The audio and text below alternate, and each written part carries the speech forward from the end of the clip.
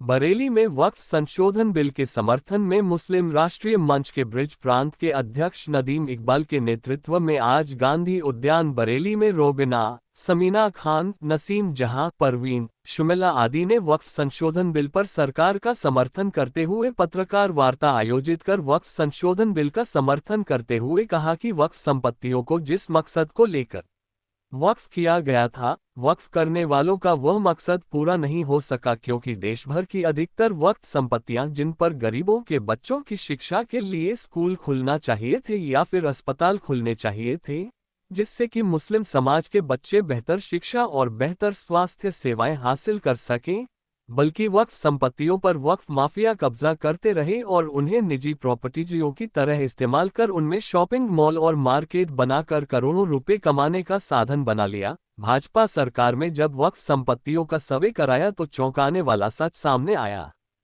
नदीम इकबाल ने कहा कि उदाहरण के तौर पर बरेली का सबसे बड़ा वक्फ तकिया मौला शाह, जिसका 80% कब्रिस्तान बिक चुका है, जहां पर बड़ी बड़ी आलीशान इमारतें बन गई है। वही बात करें बरेली के वक्फ नंबर 63 तकिया रहमान शाह कोरपीर की, जिसकी 60 से अधिक दुकानें मौके पर मौजूद हैं। इसमें वक्फ बोर्ड में आधी से भी कम दुकान दर्ज है। वक्फ नंबर 63 जैसी बरेली में सैकड़ों वक्फ संपत्तियों की खरीद फरोख्त में वक्फ मुतावल्लियों सहित वक्फ बोर्ड के इंस्पेक्टर भी शामिल है। नदीम इकबाल ने कहा कि बरेली में वक्फ मुतावल्लियों के साथ ही वक्फ बोर्ड के इंस्पेक्टर और वक्फ जानकारों के गिरोह ने मिलकर वक्फ संपत्तियों को बर्बाद नहीं किया होता तो केंद्र सरकार को वक्फ संशोधन बिल लाने की कोई जरूरत पेश नहीं आती। उन्होंने कहा कि मैं सरकार से मांग करता हूं कि सभी वक्फ संपत्तियां जिन्हें वक्फ माफियाओं के गिरोह ने खुर्द बुर्द किया है, उन सभी संपत्तियों को कब्जा मुक्त कराकर करीब बेसहारा बेघर लोगों को आवंटित कराया जाए। नदीम इकबाल ने कहा कि मैं सरकार से मांग करता हूं कि जो वक्फ संपत्तियां खाली पड़ी है या फिर कब्ज की हुई है, सरकार उन पर गरीबों के लिए शिक्षा, स्वास्थ्य और चिकित्सा के लिए स्कूल और अस्पताल खुलवाने का काम करें। आज हम सभी मुस्लिम समाज की महिलाएं और जो लोग यहां पर उपस्थित हैं, केंद्र सरकार के द्वारा लाए गए वक्फ संशोधन बिल का समर्थन करते हैं और वक्फ माफियाओं का खुला विरोध करते हैं।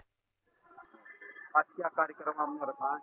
ये आरएसएस मुस्लिम राष्ट्रीय मंच के माध्यम से ये कार्यक्रम रखा गया है। माननीय इंद्रेश कुमार जी जो आरएसएस प्रचारक हैं और मुस्लिम राष्ट्रीय मंच के संरक्षक हैं। इसमें क्या आपका कहना है वक्फ को लेकर? हम और हमारी बहनें जैसे कि जो आपके सामने हैं, हम वक्फ कानून स्वीकार करते हैं और ये मुस्लिमों के हक के लिए कानून बनाया गया है। और जो भी ये प्रचार कर रहे हैं कि मस्जिदें टूट जाएंगी, कब्रिस्तान टूट जाएंगे, छीन लिए जाएंगे, ऐसा कुछ कानून में नहीं है, बल्कि उन लोगों को डर है जो लोग हवा फैला रहे हैं, जिनके खाया हुआ माल और शादी हाल और माल बने हुए हैं, उनके नीचे से, पैरों नीचे से जमीन खिसकने के लिए तैयार है। इसलिए वो इस कानून का विरोध कर रहे हैं।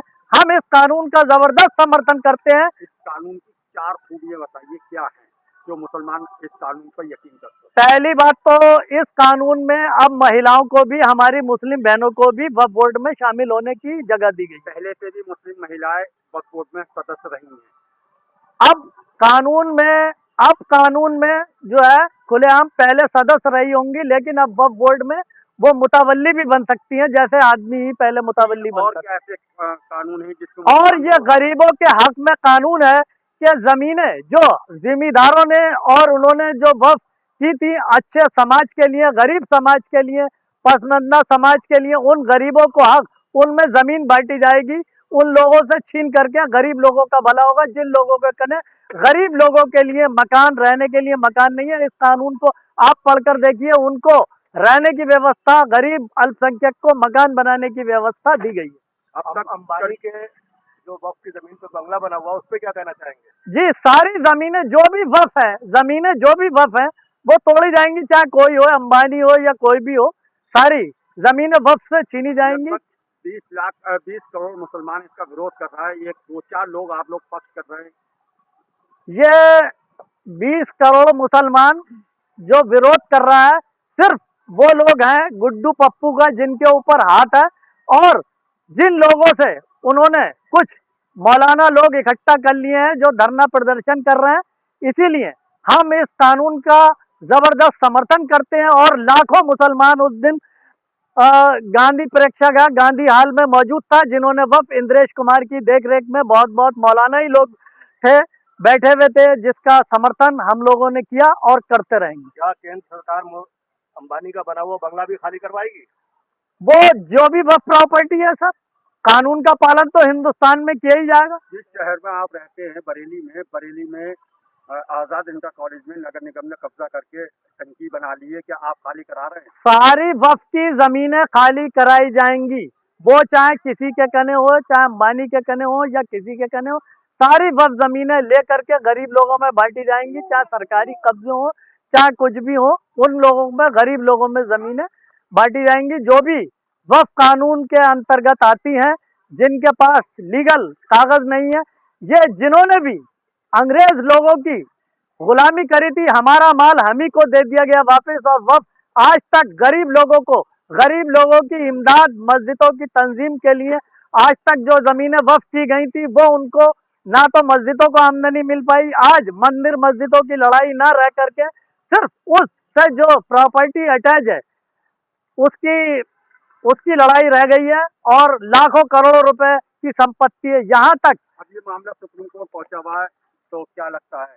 सुप्रीम कोर्ट का तो सर जो आदेश होगा वो मान होगा। सुप्रीम कोर्ट पहुंचा हुआ, उसके आदेश का इंतजार करा जाए। वैसे मेरी मांग है कि शायद योगी जी इसमें कदम बढ़ाएं, फौरी वक्फ बोर्ड के आदेश के जो भी आदेश हो उसमें योगी जी पहल करें, और वक्फ जमीनें इन लोगों की जब्त करके जबरदस्त कार्रवाई की जाए। इसीलिए ये वक्फ बोर्ड का मामला माननीय योगी जी उत्तर प्रदेश मुख्यमंत्री साहब ने अपने हाथ में ले रखा है।